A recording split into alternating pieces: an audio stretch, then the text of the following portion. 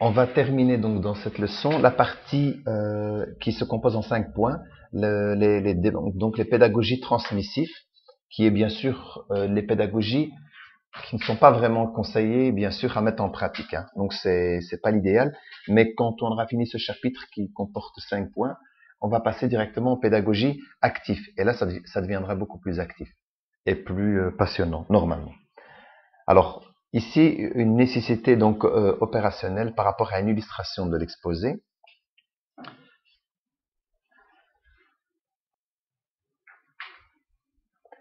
On a, afin donc d'animer un cours magistral, donc c'est ça, hein, c'est comme je vous disais, le prof qui parle et les élèves qui écoutent, un peu comme on fait maintenant pour le moment par rapport à ce cours.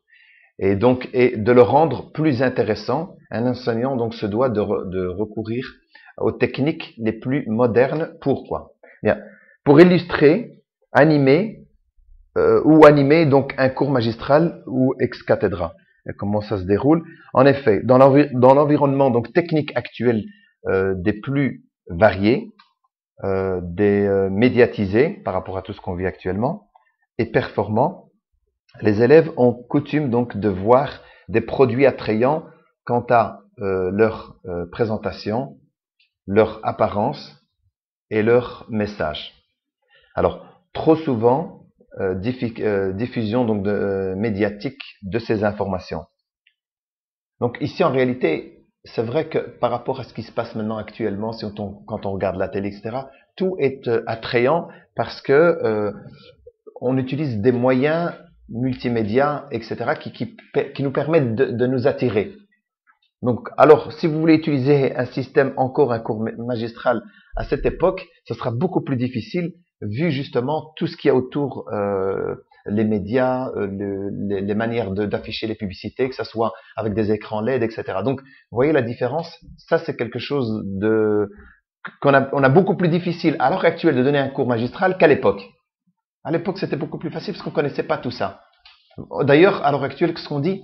Le temps passe trop vite qu'on n'a même plus le temps de faire ce qu'on a à faire, qu'on a envie de faire. Mais c'est normal parce que comme il y a plein de choses actives, il y a plein de choses qui bougent trop, donc au final, on arrive le temps passe beaucoup trop vite et on ne se rend vraiment plus compte du temps qu'on a pour pouvoir faire ce qu'on a besoin de faire. C'est compliqué.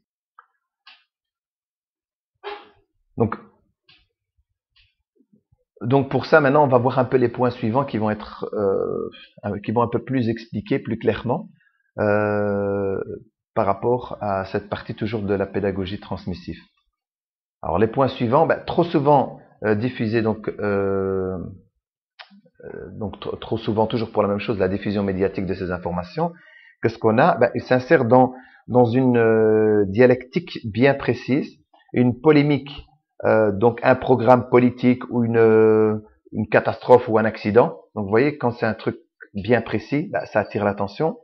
Se cantonne au cadre de l'actualité. Vous voyez, l'actualité maintenant, on le vit déjà actuellement d'ailleurs avec tout ce qui se passe. Les campagnes électorales, un accident ou une catastrophe, tout ça attire et forcément, donc on est captif et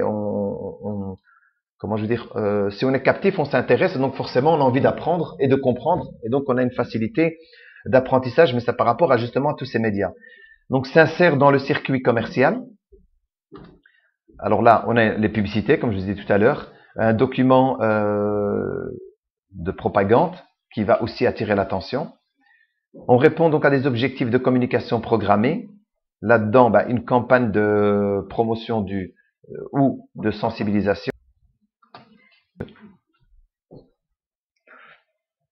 Assister durant 50 minutes à un cours ex cathedra réclame donc une attention de tous les instants.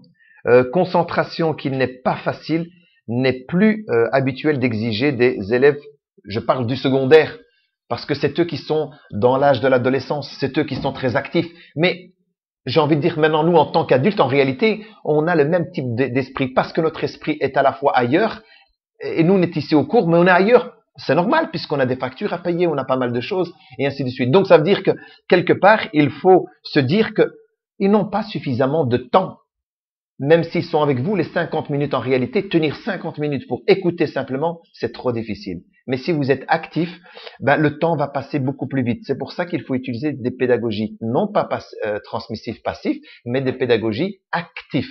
C'est pour ça que nous, on est actifs, donc il faut que le cours soit actif, agréable, ça donne envie de venir.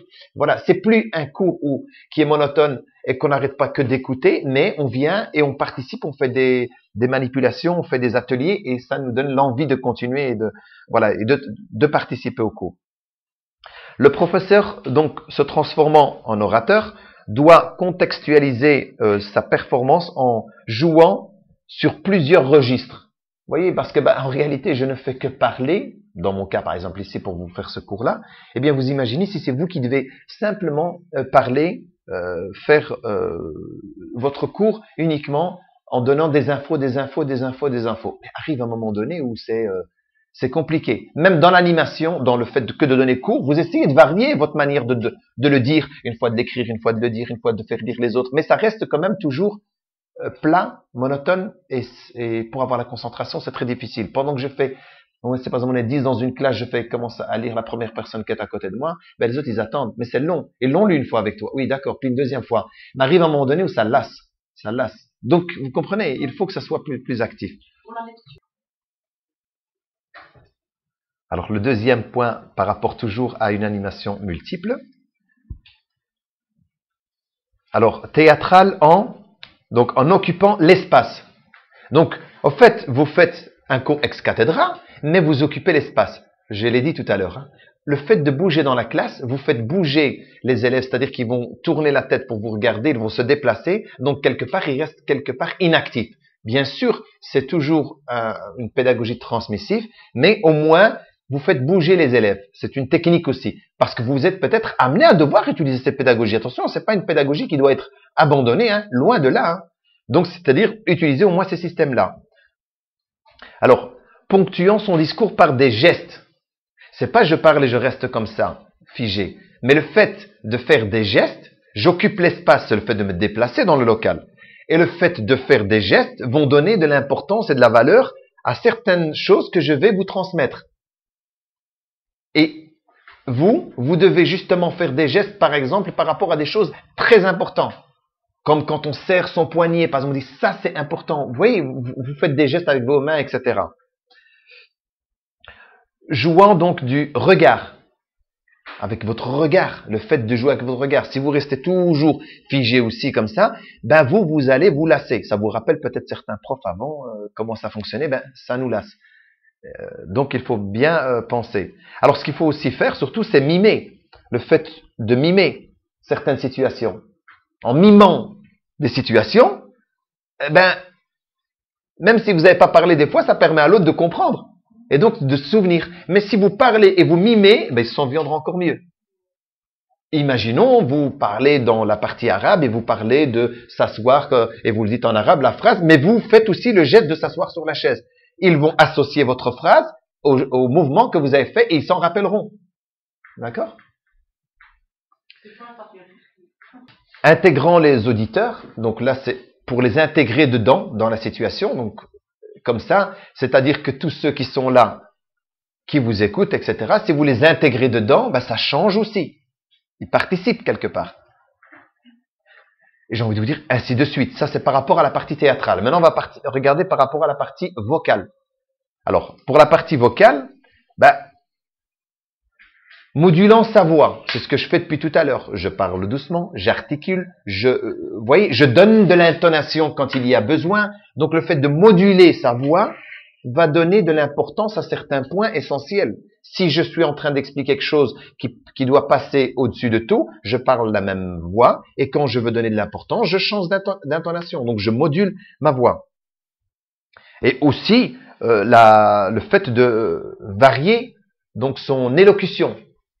Le fait de varier son élocution permet quelque part dans l'esprit de l'enfant de ne pas être, c'est pas quelque chose de monotone, mais quelque chose qui bouge et donc on a envie plus souvent, on a envie d'écouter encore plus longtemps. Donc ça tient, on peut résister encore plus longtemps à l'écoute. Lisant des documents, le fait de lire des documents, une histoire. Ouais, non. Donc, le fait donc, le fait de lire vous-même des fois, elle peut être beaucoup plus facilement comprise par l'autre, surtout par exemple ici dans la langue arabe. Ben, si l'autre lit, il fait l'effort de bien lire, mais il ne fait pas forcément attention à ce qu'il lit, ce qu'il comprend ou comprend pas. Mais si vous le lisez, ben vous allez voir que l'enfant va peut-être comprendre tout ce que vous avez lu. Comparativement à lui qui a lu pour essayer de déchiffrer les lettres, d'avoir une fluidité dans la lecture, parce qu'il fait attention pour avoir une fluidité dans la lecture, etc. D'accord Changement, le fait de changer le rythme du discours. Ça, c'est la vitesse. Je fais plus vite, je fais moins vite. Ça donne de l'importance. Comme quand, par exemple, vous voulez raconter une histoire et puis vous le dites de manière posée. Le rythme devient plus doux.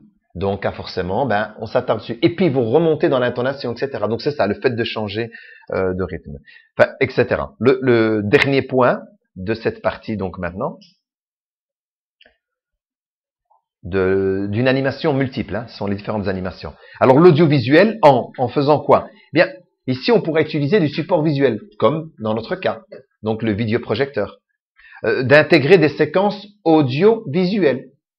Bien sûr, vous devez toujours écouter, mais regardez, ça bouge déjà. Le fait que je fasse rien que le diaporama comme ça, le fait de lancer une diapositive, ben ça vous permet quelque part d'être actif. Vous regardez là-bas, vous écoutez ce que je dis. Les deux combinés ensemble, ça aide. Donc, en écoutant par exemple un enregistrement sonore, si je fais passer une petite séquence de vidéo, un petit extrait, malgré que c'est un cours où vous devez toujours écouter, mais quand même, ça change. Donc, ça lasse un peu moins, etc. dans ces points-là. Voilà. Donc maintenant, on va partir dans le point suivant, qui sera donc une référence visuelle maintenant, par rapport à la référence visuelle. Je vais enregistrer cette première étape, comme ça on prendra ce point à part.